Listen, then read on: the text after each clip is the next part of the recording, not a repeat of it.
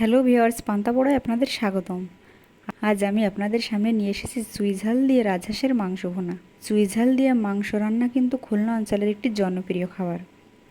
তার জন্য আমি এখানে 1 কেজি রাজহাঁসের মাংস নিয়েছি, আর নিয়েছি আলু আর আস্ত রসুন, আদা রসুন বাটা, পেঁয়াজ বাটা, জিরা বাটা, গরম মশলা বাটা আর শুকনা মরিচ গুঁড়া।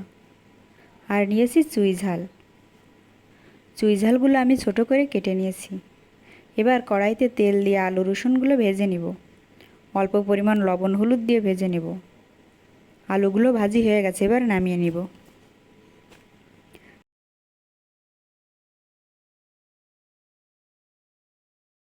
তেলের উপর শুকনা মরিচ জিরা দিয়ে বেটে রাখা মশলাগুলো দিয়ে দিব। লবণ হলুদ মরিচ গুঁড়া দিয়ে মশলাটা ভালো করে কষিয়ে নিব।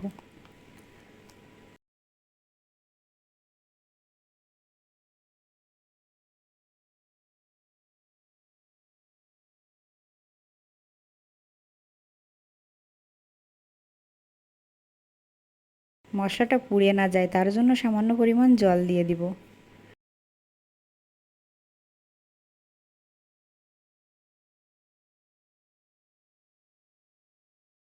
ঢাকনাটা দিয়ে কষিয়ে নিব।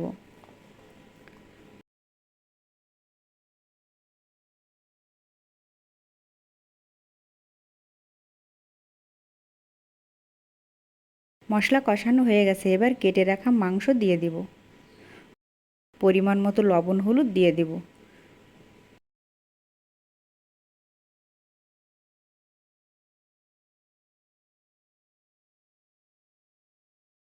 নেড়ে চেড়ে মাংস ভালো করে কষাতে হবে, তার জন্য ঢাকনাটা দিয়ে দিব।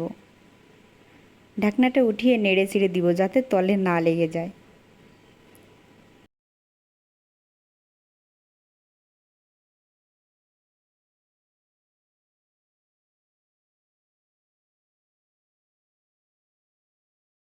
কষানোর শেষ পর্যায়ে আলু রসুনগুলো দিয়ে দিব।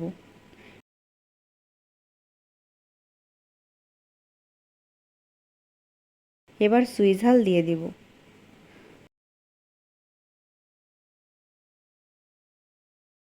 মাংসে স্বাদ বাড়ানোর জন্য একটু গরুর দুধ দিব। আপনারা চাইলে গুঁড়া দুধও দিতে পারেন। দুধ দেওয়ার জন্য হাঁসের মাংসে আলাদা একটা গন্ধ আছে, সেটা চলে যাবে আর স্বাদটাও বাড়বে। এবার পরিমাণ মতো জল দিয়ে দিব।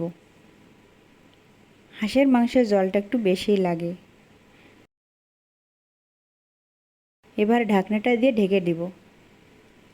15 মিনিট জাল দেওয়ার পর ঢাকনাটা উঠিয়ে গরম মশলা দিয়ে দিব।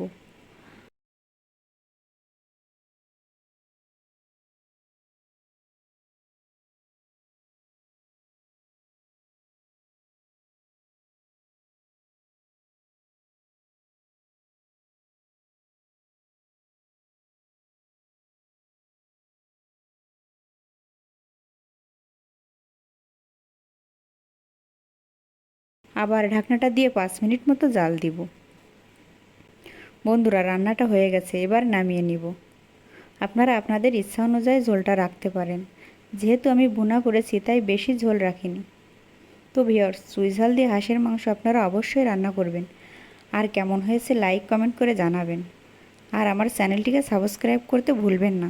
ধন্যবাদ।